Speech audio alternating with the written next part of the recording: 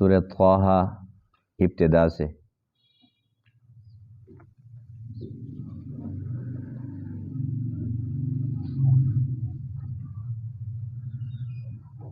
اعوذ باللہ من الشیطان الرجیم، بسم اللہ الرحمن الرحیم۔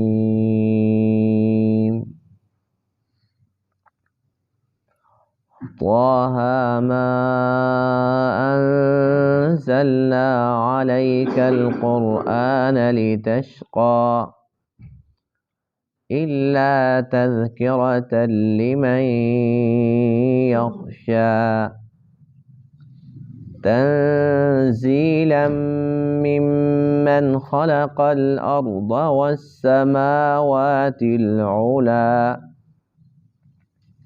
الرحمن على العرش استوى له ما في السماوات وما في الأرض وما بينهما وما تحت الثرى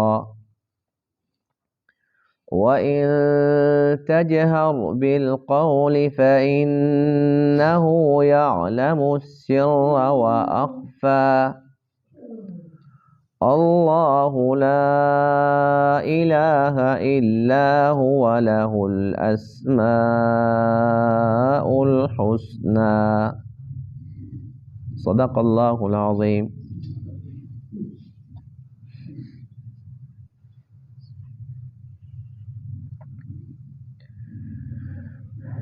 اس سورہ مبارکہ کا نام سورہ طٰہٰ ہے۔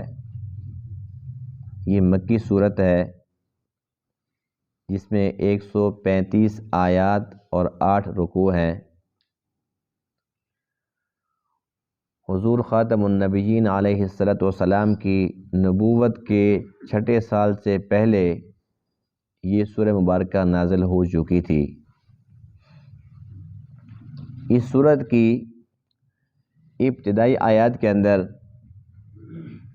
اللہ تعالیٰ نے اپنے پیارے محبوب علیہ السلام کو تسلی دی ہے اس بات پر کہ حضور علیہ السلام بہت ہی زیادہ عبادت فرمایا کرتے تھے، یہاں تک کہ پوری کی پوری رات آپ کی قیام کے اندر گزر جاتی، تو اس کی وجہ سے آپ کے جو پاؤں مبارک تھے وہ سوج جاتے، ورم آ جاتا۔ پھر آپ کے ساتھ ساتھ جو صحابہ کرام تھے وہ بھی اسی طریقے سے کبھی قرآن کی تلاوت کے اندر تو کبھی نمازوں کے اندر، یعنی کہ عبادت کے اندر انہماک زیادہ تھا، ہر وقت اللہ تعالیٰ کی عبادت کے اندر لگے رہتے تھے۔ تو اس پر جو مشرکین تھے، کافر تھے، وہ کہنے لگے بے شکر ہے کہ ہم مسلمان نہیں ہوئے، یہ تو بڑا مشکل کام ہے۔ اور آپس کے اندر جب مل بیٹھتے تو کہتے بھئی یہ نہیں بچتے، یہ تو کسی بڑی مصیبت میں پھنس گئے ہیں۔ جب بھی دیکھو کبھی نماز میں تو کبھی کسی عبادت میں کبھی تلاوت ہو رہی ہے، بھئی شکر ہے ہم بچ گئے، یہ ہمارے بس میں نہیں ہے۔ تو بہرحال وہ تو کفار و مشرکین کی باتیں تھیں، لیکن اللہ تعالیٰ نے بھی جب اپنے محبوب علیہ السلام کی اس عبادت کو دیکھا کہ پوری کی پوری رات عبادت کے اندر اور دن پھر عبادت کے اندر، پھر دن کی مشاغل مصروفیات، تو اللہ تعالیٰ نے اپنے حبیب علیہ السلام کو تسلی دی، ارشاد فرمایا کہ اے محبوب آپ پر اس لیے قرآن نہیں اتارا کہ آپ مشقت میں پڑ جائیں، جتنا آسانی سے وہ پڑھ لیا کریں۔ اس کے اندر نصیحت ہے ان لوگوں کے لیے جو اللہ تعالیٰ کا خوف رکھتے ہیں، اللہ تعالیٰ سے ڈرتے ہیں۔ آپ اس قرآن کے ذریعے لوگوں کو تبلیغ فرمائیں، لیکن اپنے آپ کو اتنا مشقت میں نہ ڈالیں۔ اللہ تعالیٰ نے قرآن مقدس کی تعریف بھی فرمائی کہ یہ میرا کلام ہے، میری طرف سے اترا ہوا کلام ہے، جس میں خیر ہی خیر ہے، لیکن اس کو اتنا اپنے سر پر سوار نہ کریں کہ آپ مشقت میں پڑ جائیں، یعنی کہ حوصلہ دیا، تسلی دی ہے۔ پھر اللہ تعالیٰ نے اپنی تعریف بھی فرمائی کہ تمام تعریفیں اللہ ہی کے لیے ہیں۔ اللہ فرماتے ہیں کہ جو کچھ تمہیں نظر آ رہا ہے یا نظر نہیں آ رہا، آسمانوں میں ہے، زمینوں میں ہے، یا زمین سے بھی نیچے ہے، سب کا سب اللہ کا ہے اور اللہ کے نظر میں ہے۔ اور اللہ تعالیٰ کا ایک نام تو ذاتی ہے اللہ، اور باقی صفاتی نام ہیں۔ تو اللہ فرماتے ہیں کہ میرے سارے کے سارے نام اچھے ہیں، جس نام کے ساتھ بھی مجھے پکارو تمہیں اختیار ہے، جو چاہو رحمان کہو، رحیم کہو، کریم کہو یا اللہ کہو۔ فرمایا کہ سارے کے سارے اللہ کے نام اچھے نام ہیں۔ اللہ تعالیٰ کو اس کے اچھے ناموں کے ساتھ پکارو، اس کی عبادت کرو جتنی استطاعت ہے، یعنی کہ عبادت کے اندر بھی اپنے آپ کو بہت زیادہ کھپانا نہیں چاہیے۔ کوئی بندہ اگر تلاوت کے اندر لگا ہوا ہے، جی میں نے تو 5 پارے ختم کر کے پھر آرام کرنا ہے، یہ 10 پاروں کا ٹارگٹ ہے، اور پھر اس کو نیند آ رہی ہے، گر رہا ہے، لیکن کہتے ہیں 10 پارے پورے پڑھوں گا، اللہ کو یہ پسند نہیں ہے۔ اللہ فرماتے ہیں کہ جتنا آسانی کے ساتھ پڑھ سکتے ہو اتنا پڑھو، اور جب نیند آنے لگے تو سو جاؤ۔ ایسا نہ ہو کہ نیند کے اندر انسان اونگ کے اندر وہ غلط پڑھنا شروع کر دے، بجائے اس کے کہ اللہ تعالیٰ اس پر اجر دے اور زیادہ انسان کا نقصان ہو جائے، تو ایسی عبادت کا کچھ فائدہ نہیں۔ پھر بندے کہتے ہیں جی میں نے تو 300 رکعت پڑھنی ہے، 100 رکعت پڑھنی ہے، 50 پڑھنی ہے، اور پھر وہ نیند کا اتنا غلبہ ہے کہ رکعتیں یاد ہی نہیں ہے، کھڑا ہو گئے تو پتہ نہیں ہے ابھی کون سی صورت پڑھی تھی۔ تو بہتر ہے کہ 2 پڑھ لو، 4 پڑھ لو، 8 پڑھ لو، جتنا انسان آسانی سے پڑھ سکتا ہے، یعنی کہ جتنا خوش دلی کے ساتھ، خوش طبعی کے ساتھ انسان عبادت کر سکتا ہے اتنی کرے، کیونکہ نفلی عبادت نفع ہوتا ہے، تو نفع تھوڑا بھی ہو تو نفع تو پھر بھی نفع ہی ہے، تو زیادہ کے لالچ میں انسان گنوا بیٹھے اس کا فائدہ کچھ نہیں ہے۔ طٰہٰ یہ حروف مقطعات میں سے ہے، جس کی مراد اللہ تعالیٰ بہتر جانتے ہیں۔ ما انزلنا علیک القرآن، ہم نے نہیں اتارا آپ پر قرآن کو، لتشقیٰ کہ آپ مشقت میں پڑ جائیں، الا تذکرۃ مگر یہ تو ایک نصیحت ہے، لمن یخشیٰ اس شخص کے لیے جو اللہ سے ڈرتا ہو، تنزیلا ممن خلق الارض یہ اتارا ہوا ہے اس رب کی جانب سے جس نے پیدا کیا زمین کو، والسماوات العلا اور بلند آسمانوں کو، الرحمن وہ کون ہے؟ وہ رحمان ہے، علی العرش استویٰ جو عرش پر مستوی ہے، لہ ما فی السماوات وما فی الارض اسی کے لیے ہے جو کچھ آسمانوں میں ہے اور جو کچھ زمین میں ہے، وما بینہما اور جو کچھ ان دونوں کے درمیان میں ہے، وما تحت الثریٰ اور جو تحت الثریٰ ہے۔ تحت الثریٰ کا مطلب یہ ہوتا ہے کہ جو بالکل گیلی مٹی ہے، یعنی کہ زمینوں سے بالکل نیچے، جو اس کے نیچے ہے، فرمایا کہ وہ بھی اسی اللہ کا ہے۔ وَإِن تَجْهَرْ بِالْقَوْلِ اور اگر آپ اونچی آواز سے بات کریں، فَإِنَّهُ يَعْلَمُ السِّرَّ پس بے شک وہ تو جانتا ہے پوشیدہ بات کو بھی، وَأَخْفَى اور اس سے بھی زیادہ مخفی بات کو، یعنی کہ اللہ کی قدرت ہے کہ اللہ تعالیٰ سب کچھ سنتا ہے، کوئی اونچا بولے، کوئی ایسا بولے، کوئی دل میں سوچے، سب کچھ اللہ تعالیٰ جانتا ہے۔ اللہ لا الہ الا ہو اللہ وہ ذات ہے کہ اس کے علاوہ اور کوئی بھی الہ نہیں، لہ الاسماء الحسنی اسی کے لیے ہیں اچھے اچھے نام۔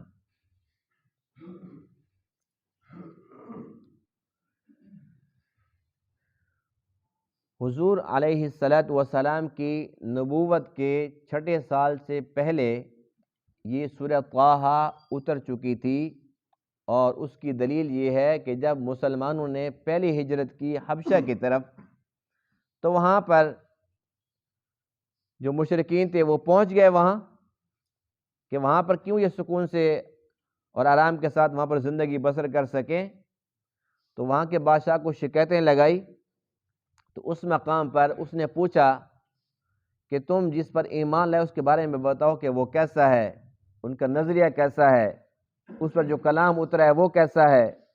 تو اس پر جعفر بن ابی طالب رضی اللہ تعالی عنہ نے سورہ طٰہٰ کی کچھ آیات پڑھ کر سنائی۔ تو اس سے پتہ چلتا ہے کہ نبوت کے 6 سال سے پہلے یہ سورت اتر چکی تھی، اسی وجہ سے حضرت جعفر نے وہاں پر پڑھ کر سنائی۔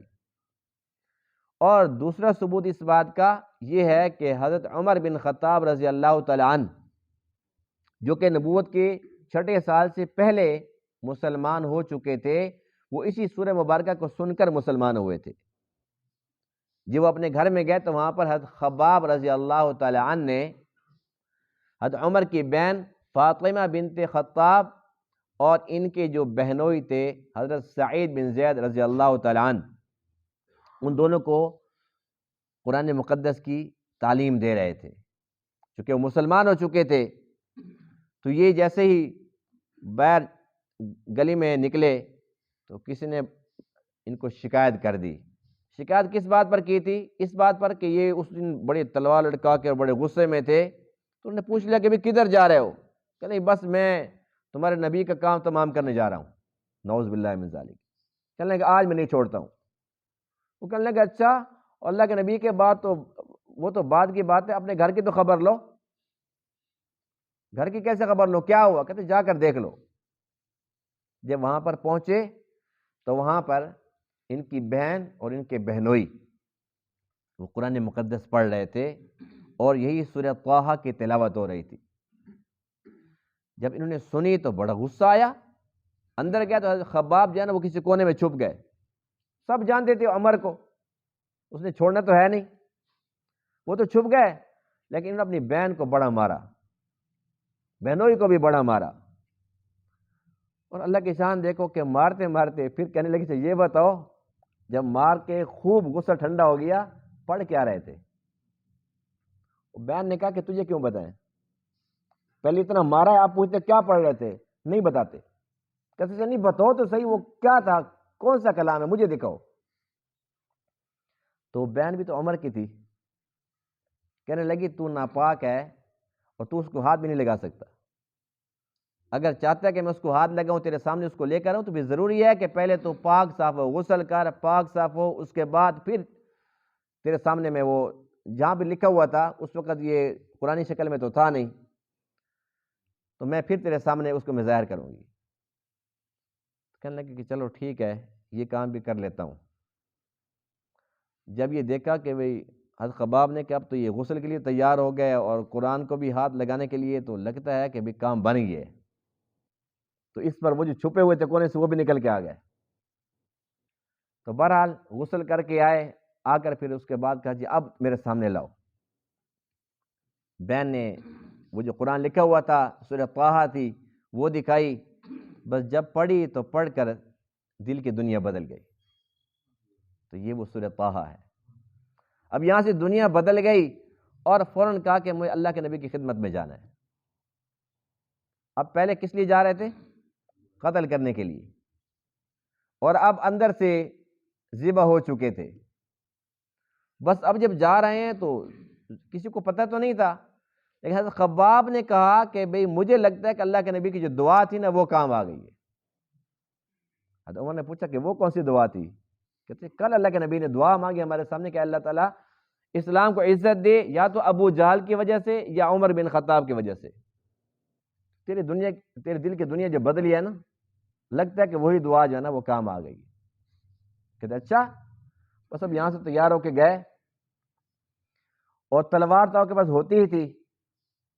جب آپ علیہ السلام کی خدمت میں حاضر ہوئے تو صحابہ کرام جو وہاں پر بیٹھے ہوئے تھے وہ پریشان ہو گئے کہ بندہ بڑا خطرناک ہے، جذباتی ہے، پتہ نہیں کیا سے کیا ہو جائے۔ تو وہ کھڑے ہو گئے راستہ روکنے کے لیے۔ اللہ کے نبی نے فرمایا کہ نہیں، اس کا راستہ چھوڑ دو، آج عمر جو ہے یہ پرانا عمر نہیں، آج عمر بدل کے آ رہا ہے، یہ میری دعا کا اثر ہے، یہ میری مراد ہے، میں نے اللہ سے مانگا ہے، اللہ نے مجھے دیا ہے۔ یہ تو عمر کی شان ہے۔ پہلے ہی دن تھا، آئے اور ایسے آئے کہ جس اللہ کے نبی کی چاہت تھی کہ اللہ اسلام کو عزت دے عمر کی وجہ سے، تو واقعی ایسا ہی ہوا کہ عمر کی وجہ سے اسلام کو اسی دن سے عزت نصیب ہو گئی۔ پہلے دن آئے، جب اذان کا وقت ہوا، اذان تو چھپ چھپ کے ہوتی تھی، نماز چھپ چھپ کے ہوتی تھی، حضرت عمر نے کہا چھپ کے کیوں، آج میں تمہارے ساتھ ہوں، آؤ کھل کر آؤ، جس کی جرت ہے روکے، کسی کی کیا مجال۔ تو یہ پہلا دن تھا، عمر آیا اور اللہ کا نام بلند ہوا سب کے سامنے کھلے عام، اذان ہوئی، نماز ہوئی۔ اور حضرت عمر ہی وہ صحابی ہیں کہ جب ہجرت کا وقت آیا تو آپ تلوار لے کر باہر نکلے اور فرمایا کہ سب چھپ چھپ کے جاتے ہیں، میں جا رہا ہوں، جس نے روکنے آؤ، جس کی جرت ہے آؤ مقابلہ کرے۔ سب نے کہا بھی اس کو تو جان ہی دو۔ حضرت عمر کی یہ شان ہے۔ بہرحال یہ سورہ طٰہٰ ہے۔ تو چونکہ حضرت عمر جو تھے وہ نبوت کے 6 سال سے پہلے مسلمان ہو چکے تھے، تو اسی سورہ طٰہٰ سے وہ متاثر ہوئے تھے۔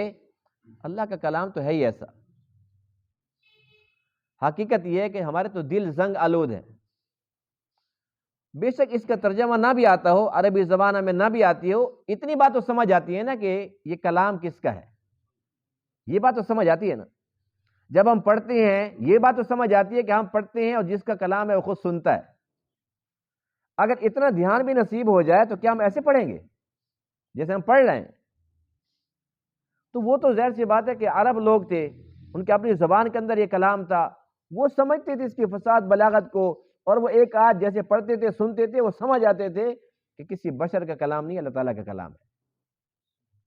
اور قرآن کی تفسیر ہے ہی ایسی، یہاں تک کہ جو کافر تھے، مشرک تھے، ان کے بارے میں اللہ نے خود فرمایا وَقَالَ الَّذِينَ كَفَرُوا لَا تَسْمَعُوا لِهَذَا الْقُرْآنِ وَالْغَوْا فِيهِ لَعَلَّكُمْ تَغْلِبُونَ۔ وہ کہتے تھے کہ جب قرآن یہ پڑھتے ہیں نا تو تم شور مچایا کرو تاکہ ہماری جو آواز ہے نا وہ بلند رہے۔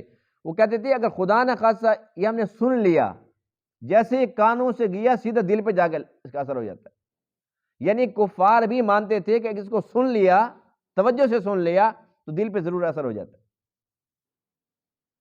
ہم پڑھتے بھی ہیں، سنتے ہیں، دل تو ہمارے اندر بھی ہے لیکن ہے جو مردہ، پتہ ہی نہیں ہے۔ بہرحال قرآن اللہ کا کلام ہے، اس کی تاثیر ہے کہ اس کو دل سے انسان اگر پڑھے یا سنے تو اس کی دنیا بدل دیتا ہے۔ اور یہ ایسا دوست ہے، با وفا دوست۔ حدیث پاک میں ہے کہ جس کی قرآن کے ساتھ دوستی پکی ہوگی، سب سے پہلے قبر کے اندر بہت نورانی شکل میں، خوبصورت آدمی کی، انسان کی شکل میں آئے گا، تو انسان اس وقت چونکہ ایک وحشت کے عالم میں ہوگا، پریشان ہوگا، تو وہ بڑا خوش ہوگا اور پوچھے گا کہ جی آپ کون ہیں اتنے خوبصورت، اور آپ کیسے آ گئے؟ تو بتائے گا کہ میں قرآن ہوں، تیرا دوست ہوں، دنیا کے اندر تو مجھے پڑھا کرتا تھا، میرے ساتھ تیرا تعلق تھا، تو میں بے وفا نہیں ہوں، میں وفادار ہوں۔ آج قبر کے اندر تو تنہا تھا تو میں تیرے پاس آ گیا ہوں تاکہ تیری تنہائی ختم ہو جائے۔ حدیث پاک میں ہے کہ پھر حشر کے میدان میں یہ قرآن اللہ کے سامنے جھگڑا کرے گا، ایک حدیث پاک میں کہ سفارش کرے گا، اے اللہ یہ تو مجھے پڑھا کرتا تھا، دن کے وقت، رات کے وقت، ہر وقت یہ مجھے پڑھا کرتا تھا اور میرے سے اس کا تعلق تھا، اس کو بہر صورت میرے ساتھ جنت کے اندر بھیج۔ حدیث پاک میں ہے اللہ تعالیٰ اس کے جھگڑے کو قبول فرمائے گا، اس کی سفارش کو قبول فرمائے گا، اس بندے کو جنت کے اندر داخل فرما دے گا۔ تو اللہ تعالیٰ کا کلام تو اتنا پیارا دوست، اتنا پیارا تحفہ ہے ہمارا، الحمدللہ۔ اللہ نے کتنا بڑا تحفہ عطا فرمایا۔ یہ اتنا بڑا تحفہ ہے کہ حضور علیہ السلام نے ارشاد فرمایا کہ جتنے بھی نبی تھے، سب نبیوں کے معجزات ان کی زندگی تک تھے۔ نبی چلے گئے، ان کے معجزات بھی چلے گئے۔ موسیٰ علیہ السلام جب نہیں ہے تو ان کا عصا بھی تو نہیں ہے، ید بیضاء بھی تو نہیں ہے۔ فرمایا کہ میرے معجزات تو بہت ہیں لیکن سب سے بڑا معجزہ قرآن ہے، میرے بعد بھی رہے گا۔ اس سے بڑا کوئی اور معجزہ ہو سکتا ہے؟ یعنی اللہ کے نبی کا ایسا معجزہ ہے جو اس وقت ہم دیکھ رہے ہیں، قیامت تک آنے والا ہر ایک انسان مسلمان اس کو دیکھے گا۔ اللہ کے نبی کو نہیں دیکھا، اللہ کے نبی کے معجزے کو وہ دیکھتا ہے۔ تو یہ ایک بہت بڑا تحفہ ہے، ہمیں اس کی قدر کرنی چاہیے۔ اللہ فرماتے ہیں طٰہٰ، طٰہٰ جو حروف مقطعات میں سے ہے، طٰہٰ اس کے بارے میں لکھا ہے کہ اللہ کے صفاتی ناموں میں سے ایک نام ہے، یعنی کہ اللہ کا نام ہے، اور بعض مفسرین کرام نے لکھا ہے کہ یہ اللہ کے نبی کا نام ہے، یعنی جیسے اللہ یہ اللہ کا ذاتی نام ہے تو طٰہٰ اللہ کا صفاتی نام، اور بعضوں نے لکھا کہ نہیں، جیسے اللہ کے نبی کا نام ہے محمد، سب کہتے ہیں صلی اللہ علیہ وسلم، تو اسی طریقے سے آپ کے صفاتی ناموں کے اندر میں سے ایک نام ہے طٰہٰ۔ بہرحال اللہ کا نام وہ تب بھی پیارا ہے، اس کے محبوب کا نام وہ تب بھی پیارا ہے۔ ما انزلنا علیک القرآن لتشقی، اللہ نے تسلی دی ہے اے میرے محبوب اس لیے قرآن نہیں اتارا آپ پر کہ آپ مشقت میں پڑ جائیں، یعنی اللہ کو اپنے محبوب کی مشقت گوارا نہیں ہے۔ ایک طرف اللہ کی محبت دیکھیں، اے محبوب آپ کی مشقت ہمیں برداشت نہیں ہے، اتنا آپ اپنے آپ کو نہ کھپایا کریں آپ۔ اور دوسری جانب جب امی عائشہ پوچھتی ہیں اے اللہ کے رسول کیا بات ہے، کیا وجہ ہے کہ آپ تو بخشے بخشائے، آپ تو اللہ تعالیٰ کے محبوب ہیں، پھر کیا وجہ ہے کہ ساری رات آپ مصلی پہ کھڑے رہتے ہیں، آپ کے پاؤں مبارک سوج جاتے ہیں، ورم آ جاتا ہے، اتنی عبادت کیوں کرتے ہیں؟ دیکھو عبادت تو وہ زیادہ کرتا ہے نا جس کو خطرہ ہو کہ پتہ نہیں میرے ساتھ کیا بنے گا، فرمایا کہ آپ تو بخشے بخشائے۔ تو آپ نے کیا فرمایا کہ عائشہ کیا اللہ کا شکر گزار بندہ نہ بنوں؟ جب اللہ نے مجھے اتنا بلند ترین مقام عطا فرمایا ہے تو پھر میرے اوپر بھی تو ذمہ داری ہے کہ میں اللہ تعالیٰ کا شکر بجا لاؤں۔ فرمایا کہ یہ شکر کا طریقہ ہے کہ میں لمبے لمبے قیام، رکوع، سجدے اور پھر تلاوت، پھر روزے، یعنی جتنی بندگی کرتا ہوں یہ بطور شکر کرتا ہوں۔ تو اللہ کے نبی علیہ الصلوۃ والسلام پوری رات کھڑے ہو جاتے تھے نماز کے اندر اور قرآن کی تلاوت ہوتی رہتی تھی۔ پھر اللہ نے فرمایا فَقْرَؤُوا مَا تَيَسَّرَ مِنَ الْقُرْآنِ، جتنا آسانی سے ہو سکے وہ پڑھ لیا کرو۔ آپ کے لیے ضروری نہیں کہ ساری رات پڑھتے رہیں یا اتنا زیادہ پڑھیں، اتنی صورتیں پڑھیں، نہیں، جتنا آسانی سے وہ پڑھ لیا کریں، بس اس سے زیادہ نہیں، آپ آرام کیا کریں۔ اور قرآن مقدس کی تعریف یہ اللہ فرماتے ہیں اِلَّا تَذْكِرَةً لِمَن يَخْشَىٰ، اس میں نصیحت ہے۔ نصیحت ہے کہ نہیں ہے؟ کتنی پیاری پیاری باتیں ہوتی ہیں، اللہ تعالیٰ کتنے پیارے انداز سے اپنے بندوں کو سمجھاتا ہے، کتنے پیارے پیارے نسخے بتاتا ہے کہ جس پر اگر ہم عمل کرتے ہیں، ان کو ہم اپناتے ہیں تو ہمیشہ کی زندگی ہماری سنور جائے، ہے کہ نہیں ہے؟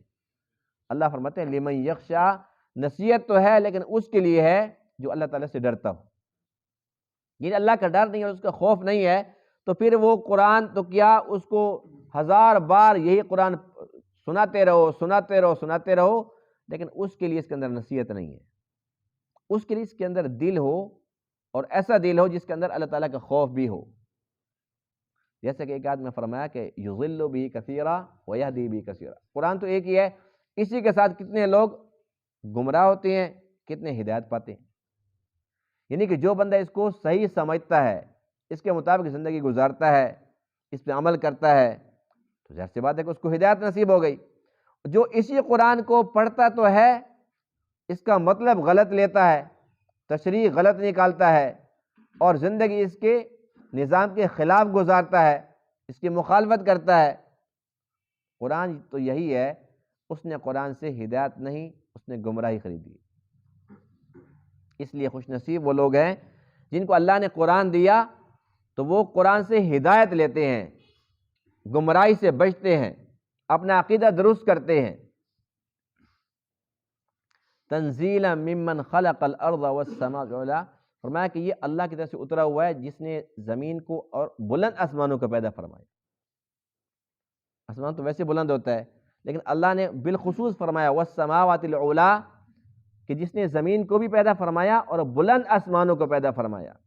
یہ اللہ تعالیٰ کی قدرت کی نشانیوں میں سے ایک ہے۔ اتنا بہترین فرش، والارض فرشناها فنعم الماہدون، فرمایا کہ یہ ہمارا فرش ہے، دیکھو کتنا پیارا فرش ہے، کتنا بہترین فرش ہے، یعنی اللہ نے ایسی پیاری زمین بنا دی ہے، نہ تو اتنی سخت ہے کہ ہم اس سے فائدہ نہ اٹھا سکیں، نہ اتنی نرم ہے کہ اس کے اندر کوئی انسان دھنس جائے، بہت ہی مناسب ہے۔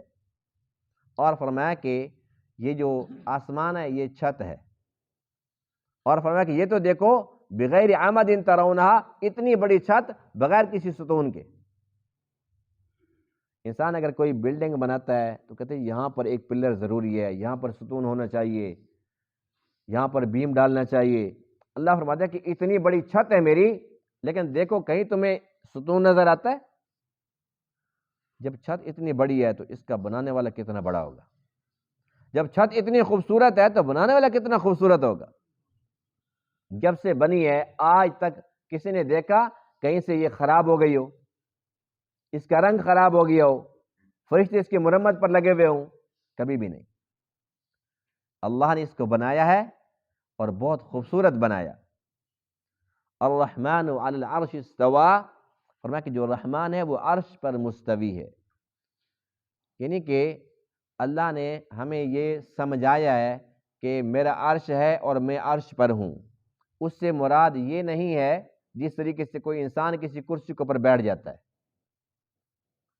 ایسے مراد نہیں ہے. کیسے مراد ہے؟ کما یلیق بشانہ، جیسے اس کی شان کے لائق ہے.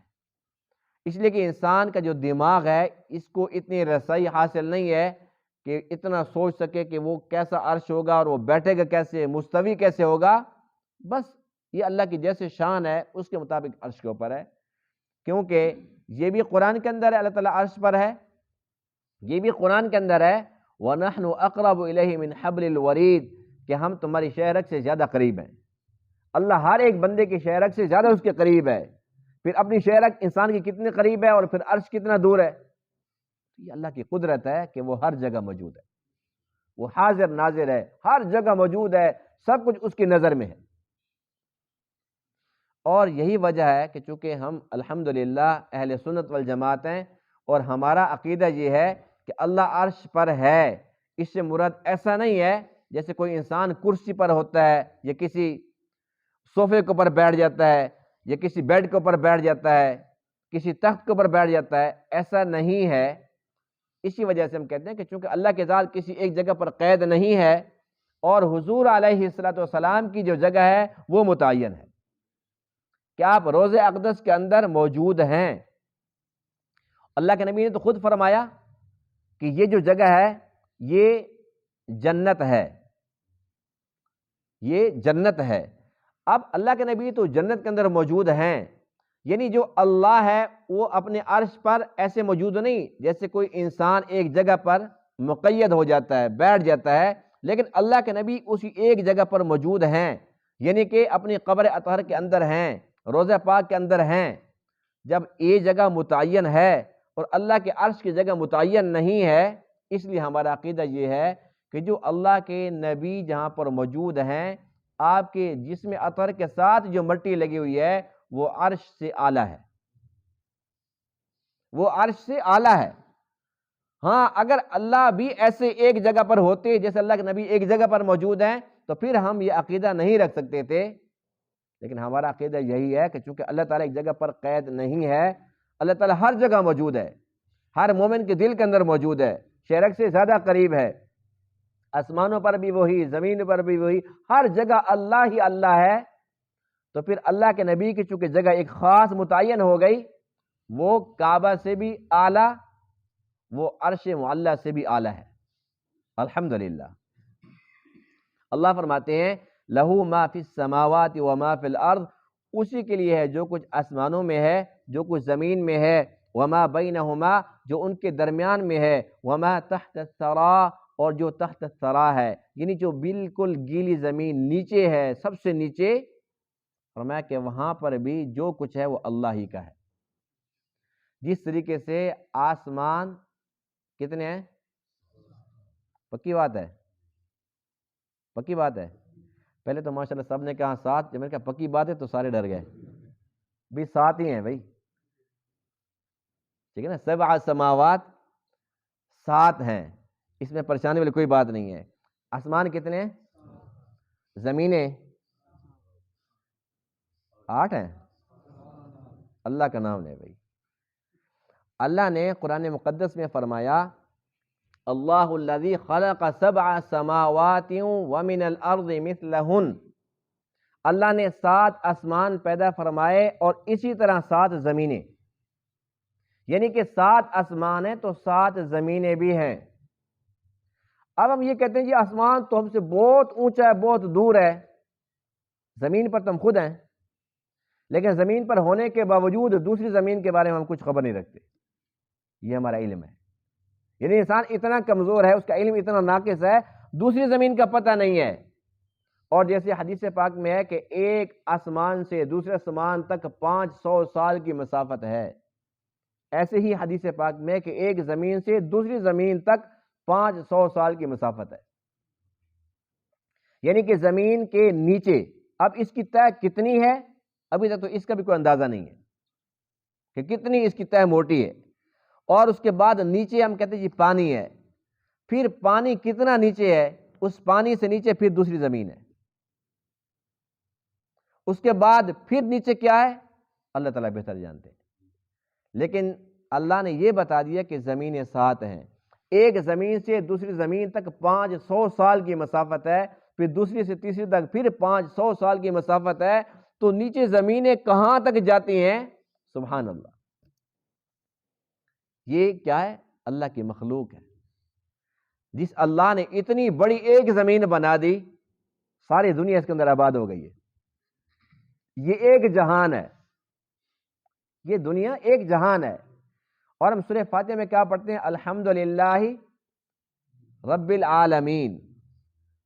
عالم جہان کو کہتے ہیں. رب العالمین، سب تعریفیں اس اللہ کی جو رب ہے تمام جہانوں کا. یعنی کہ تمام جہانوں سے مراد یہ ہے کہ ایک نہیں ہے، کئی ہیں. پتہ نہیں کتنے ہیں، پتہ نہیں کتنے. اب ہم کہتے ہیں مشرق اور مغرب، اور ہم قرآن مقدس میں پڑھتے ہیں رب المشرقین و رب المغربین، کہ دونوں مشرقوں کا رب اور دونوں مغربوں کا. ہمیں تو ایک ہی نظر آتی ہے. پھر ایک اور آیت میں ہے رب المشارق والمغارب، تمام مشرقوں کا رب، تمام مغربوں کا رب. انسان بہت کمزور ہے، اللہ بہت بڑا ہے. اللہ بہت بڑا ہے، اللہ سب سے بڑا ہے. جب ہم قرآن پڑھتے ہیں تو ایمان تازہ ہوتا ہے کہ اللہ فرماتے ہیں کہ تمام جہانوں کا رب. پتہ نہیں کتنے 100، کتنے ہزار، کتنے لاکھ، پتہ نہیں کتنے جہان ہیں. اللہ فرماتے ہیں کہ تمام مشرقوں کا، پتہ نہیں کتنی مشرقیں ہیں، کتنی مغربیں ہیں، پتہ نہیں کتنے سورج ہیں، کتنے چاند ہیں. یہ تو ایک زمین ہے جس پر ہم آباد ہیں، ایک جہان ہے، یہاں پر ایک سورج ایک چاند ہے. تو اس لیے ایک مشرق ایک مغرب ہے. پتہ نہیں کتنے جہان ہیں، اور انسان کے علاوہ کتنی مخلوقات ہیں. اب ایک زمین جو ہمیں نظر آ رہی ہے، 7 زمینیں ہیں. یہ زمین اتنی بڑی ہے، ابھی تک اس کی تہ تک کوئی نہیں پہنچا، دوسری زمین تک کوئی نہیں پہنچا. پتہ نہیں وہاں پر کوئی مخلوق آباد ہو، اور زمینوں پر پتہ نہیں کوئی مخلوقیں آباد ہو. تو یہ تمام باتیں اللہ ہمیں کیوں سمجھا رہا ہے؟ کہ تمہیں پتہ چلے کہ تمہارا رب کتنا بڑا ہے. ساری باتیں جب پتہ چلیں گی تو پھر اللہ تعالیٰ کی محبت اور بڑھے گی نا.